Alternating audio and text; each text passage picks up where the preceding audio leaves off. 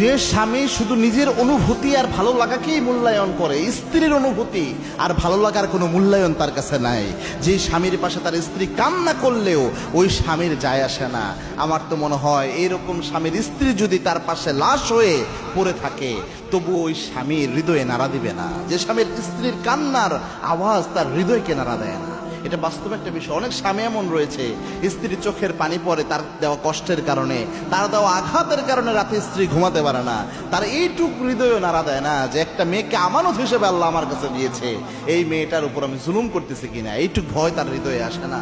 এতটা সহজ হবে না ভাই। কিয়ামতের দিন আপনি যখন উঠবেন, কোন দিক থেকে বিপদে পড়েন আপনার কোনো ঠিক ঠিকানা থাকবে না। ইভেন সবচেয়ে বেশি জিজ্ঞাসাবাদ অনেক ক্ষেত্রে আমরা যেটাকে সবচেয়ে কম গুরুত্ব দেই ওই ক্ষেত্রেই হয়ে যেতে পারে।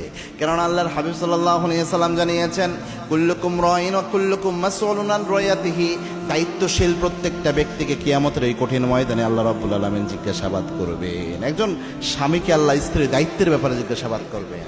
এজন্য যে স্বামী শুধু নিজেরটা বুঝলো, নিজের কোনটা ভালো লাগে ওইভাবে স্ত্রীকে প্রেশারাইজ করলো যে তুমি এরকম করো না, তোমার এই জন্য ভালো লাগে না, শুধু নিজের অনুভূতি বুঝে নিজের ভালো লাগা মন্দ লাগাকে দাম দেয়, কিন্তু স্ত্রীর ভালো লাগা মন্দ লাগার কোনো দাম তার কাছে নাই, এরকম স্বামীদের কিয়ামতের দিন বিচার হতে পারে। এজন্য আমাদের উচিত এই গুণটা অর্জন করা।